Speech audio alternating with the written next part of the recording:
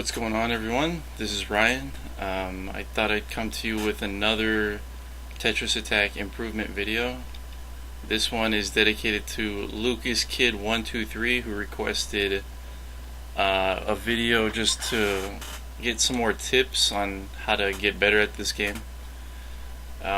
So let's go into an endless mode, and I'll see if I can give you some new tips that weren't in my previous videos.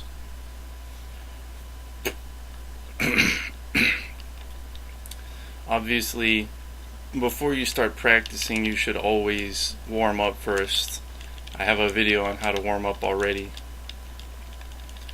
Warming up is really important because you want to be able to see combos quickly, and you want to get your fingers warmed up.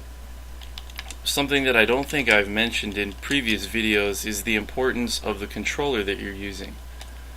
For instance, I'm using a really new controller here, and the buttons are very crisp. It's easy to move.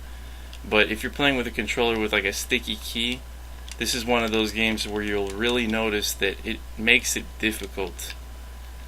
You want your D-pad especially to be very responsive. You want to be able to click it quickly.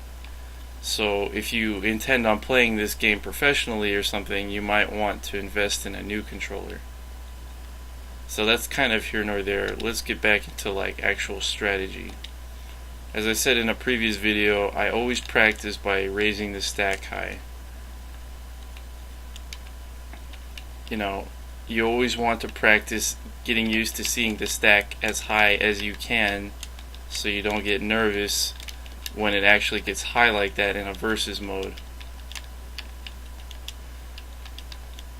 And what I'm doing here is I'm just sort of warming up by doing combos. I'm not playing for real yet, but just sort of getting used to seeing combos in the stack. Another thing about this game that's unique is that if you don't practice it for a while, you tend to lose your edge. So like the longer you practice at it, you actually get a little better. It takes a lot of concentration, so it's not always something that I can do right on the spot, like 100%.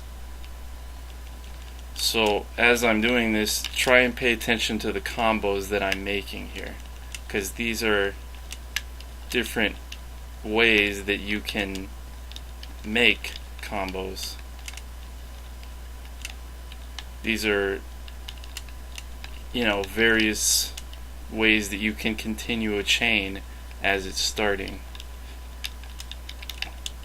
So as I'm doing this, just pay attention to the selections that I'm making and re-watch the video if you need to.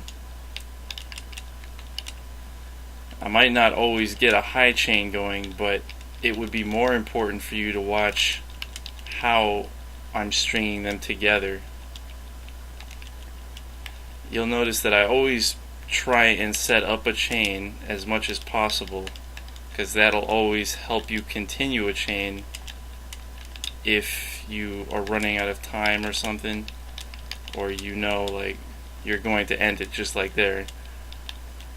I didn't move the block fast enough, but if I had set it up as some of them were clearing, I probably could have continued that. I'm just doing what I've told you before, just raising the stack. This is exactly how I practice. And, I'll practice like this for a good,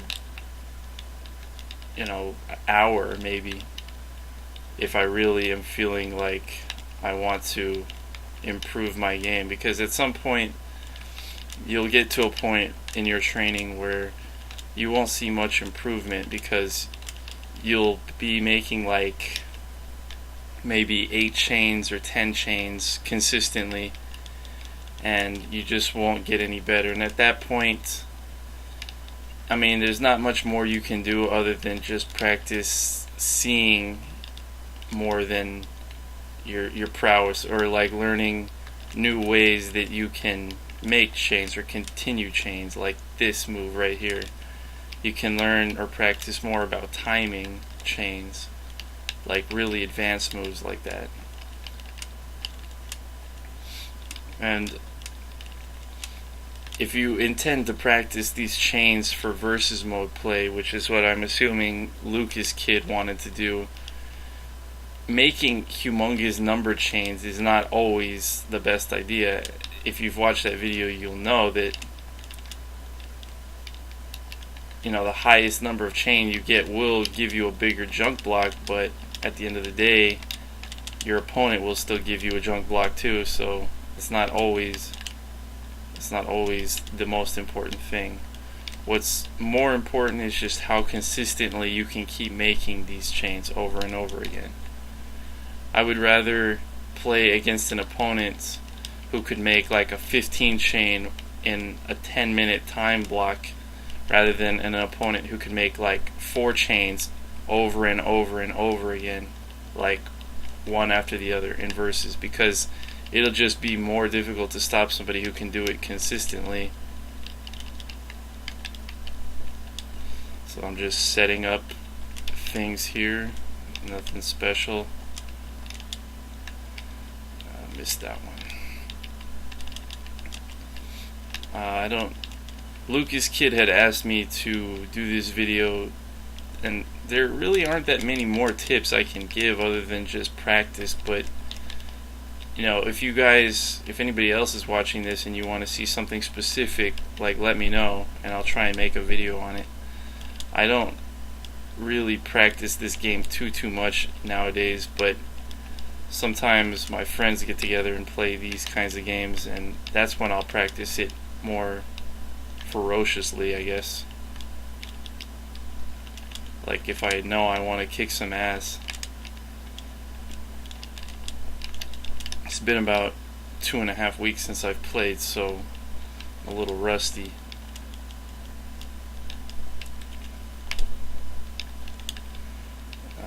Just setting shit up.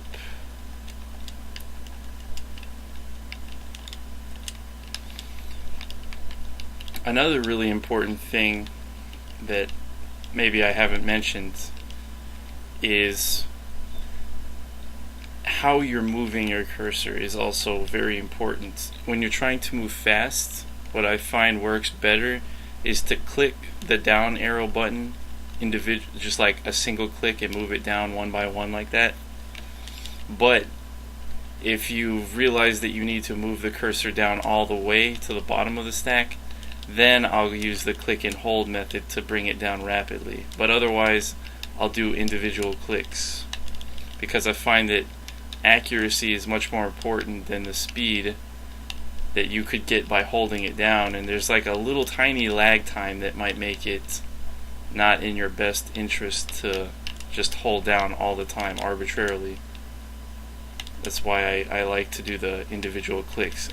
You might be able to hear on my microphone my finger clicking the button every time. Here I've set up a vertical chain with reds. I didn't make that one.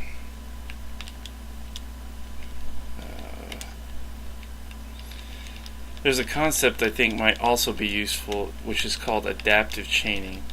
So that basically means that if you've realized that your chain is about to end and you don't really know how to fix it, but you notice that a chain has just happened somewhere else in the stack, not because you've controlled it or, engineered it to happen that way, but just through luck it's happened. Adaptive chaining would be simply getting with the program and refocusing your efforts to continue the chain over there. And that's all that really means. It's just a big word. You won't get much opportunity, and the very nature of adaptive chaining means something that you had to adapt to, so there's no real way I can just set that up to show you, but for instance, that's another example of an advanced chain where I actually chained, even though the block shouldn't have chained that way. I took advantage of a little bit of lag in the game's, physics engine, I guess you could say.